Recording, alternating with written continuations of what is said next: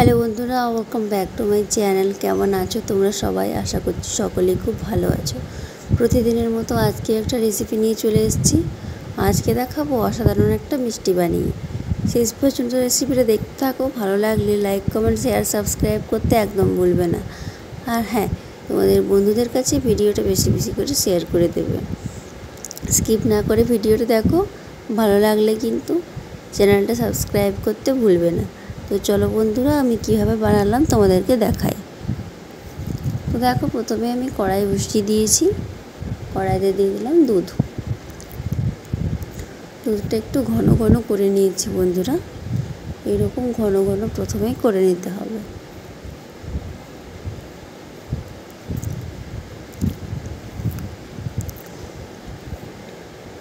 এরপর দেখো, এর মধ্যে দিয়ে দিলাম স্বাদ মতো চিনি।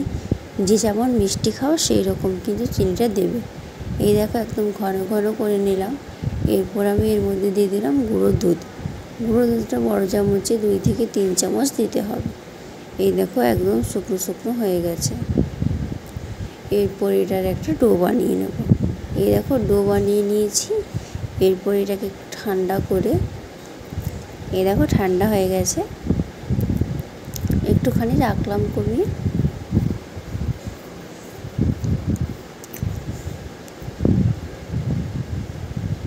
এই দেখো বন্ধুরা, এরপর আমি এর মধ্যে সামান্য একটু কালার দিয়ে দিলাম, ফুড কালার। এটাকে ভালো করে মেখে নেব।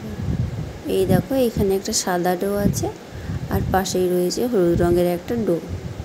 এই দেখো, সাদা ডোটা নিয়ে এই দেখো লম্বা লম্বা করে নিলাম।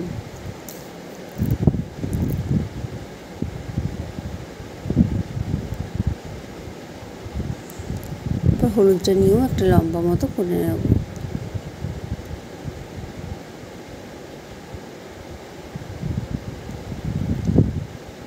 এই দেখো, সাদার মধ্যে হলুদটাকে চাপিয়ে নিয়েছি। এরপর ছুরি দিয়ে একটুখানি ডিজাইন করে নেব।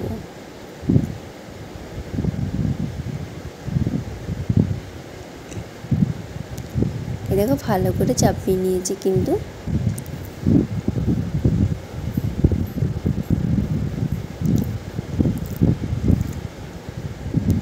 এরপর কাটতে শুরু করে দেব। এই দেখো, বাদ দিয়ে দিলাম। এরপর আমি কাটতে শুরু করব। এই দেখো, একদম সাবধানে কিন্তু এইরকমভাবে কেটে নেব। এই দেখো, কত সুন্দর কাটা যাচ্ছে বন্ধুরা। এই দেখো, এরকমভাবে কেটে নেব। এই দেখো, সবগুলো কেটে নিয়েছি।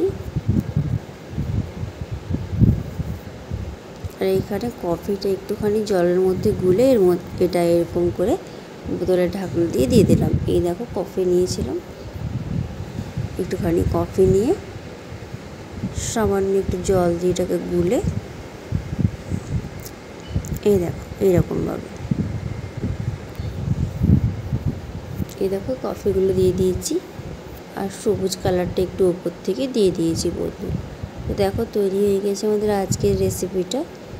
কেমন লাগলো বন্ধুরা, কমেন্টসের মাধ্যমে জানাতে কিন্তু একদম ভুলবে না। ভালো লাগলে বাড়িতে অবশ্যই একবার বানাবে।